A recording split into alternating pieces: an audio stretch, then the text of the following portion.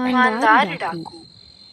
प्रस्तुत नाटक गुरु नानक देव के एक रोचक एवं प्रेरक जीवन प्रसंग से संबंधित है। इसमें यह अभिव्यक्त किया गया है कि बुरे से बुरे आदमी में भी अच्छाई की प्रेरणा जाग सकती है।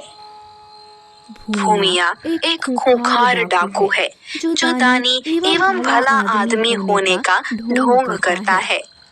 पाठ के आरंभ में एक पगड़ीधारी रक्षक के पीछे गुरु नानक, बेला और मर्दाना चल रहे हैं। वे भूमिया के घर जा रहे हैं। जैसे ही वे भूमिया के घर पहुंचते हैं, वह उठकर उनका स्वागत करता है और अपने एक सेवक से कहता है कि ये सम्माननीय अतिथि यहाँ रात्रि का भोजन करेंगे। जाकर रसोइये को स्वादिष्ट भोजन तैयार करने को कहो और बिस्तरों का प्रबंध भी करवाओ। गुरु नानक इसके लिए मना करते हैं। भूमिया पूछता है, क्यों? वे कहते हैं, मैं किसी दुष्ट आदमी के यहाँ न तो खा पी सकता हूँ और न ही विश्राम कर सकता हूँ। तुम गरीबों को लूटते हो, उन्हें सताते हो। भूमिया को आश्चर्य होता है कि उन्हें यह बात कैसे पता लगी। फिर कहता है, इस पाप कर्म के बदले मैं भिखारियों को खाना खिलाता हूँ, गांव से गुजरने वाले साधु संतों की सेवा करता हूँ। इस पर गुरु नानक कहते हैं कि ऐसा करके तुम दूसरों को मूर्ख बना सकते हो, अपने आप को नहीं। यह सुनकर भूमिया लज्जित होता है और घुटनों के बल बैठकर अपने घर ठहरने और भोजन करने की प्रार्थना करता है। गुरु नानक कहते हैं, वचन दो कि तुम बुरे कामों को सदा के लिए छोड़ दोगे, तभी मैं तुम्हारे यहाँ ठहर कर भोजन कर सकता हूँ। भूमिया बुरे कामों को छोड़ने का वचन देता है, किंतु साथ में यह भी कहता है कि चोरी नहीं छोड़ पाऊंगा। गुरु नानक कहते हैं, ठीक है, चोरी डकैती मत छोड़ो, पर तुमको 4 प्रतिज्ञाएं करनी होंगी। पहली, तुम हमेशा सच बोलोगे। दूसरी, कभी भी गरीबों को नहीं लूटोगे। तीसरी, तुम उस व्यक्ति को हानि नहीं पहुंचाओगे जिसका तुमने नमक खाया हो।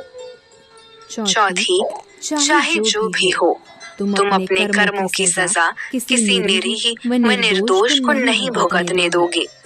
भूमिया सभी शर्तों को मान लेता है। तब गुरु नानक कहते हैं, चलो अब भोजन करते हैं। कुछ दिन बाद भूमिया एक घर को लूटने जाता है।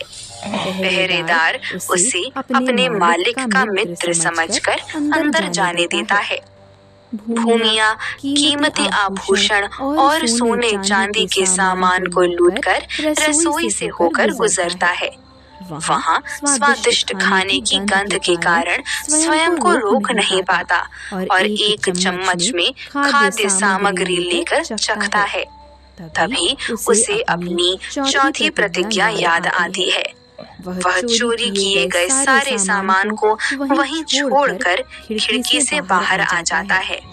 कुछ दिनों बाद एक यात्री भूमिया के घर खाना खाता है। वह बताता है कि जमींदार के रसोइये का फांसी पर चढ़ना तय है, क्योंकि उसने जमींदार के घर को लूटने की कोशिश की। वह रो रो कर कह रहा है कि वह निर्दोष है, पर कोई उसकी बात सुन ही नहीं रहा है। भूमिया जमींदार के पास जाकर सारी सच्चाई बताता है कि अपराधी उसका रसोइया नहीं बल्कि वह है। जमींदार पहले तो उसकी बात पर यकीन नहीं करता, किंतु बाद में सब समझ जाता है। वह रसोइये को मुक्त कर देता है और भूमिया से कहता है कि अब आपको बिना चोरी किए जीवन जीना सीखना होगा। यही आपकी सजा है। भूमिया अपनी सारी संपत्ति गरीबों में बांटकर गुरु नानक के पास आता है और कहता है, उन प्रतिज्ञाओं को निभाते हुए चोरी डाके का काम करना असंभव है। जीवन जीने का कोई और तरीका मैं नहीं जानता। नए सिरे से जीवन जीना सीख सकूं, मुझे ऐसा ज्ञान दीजिए गुरुजी।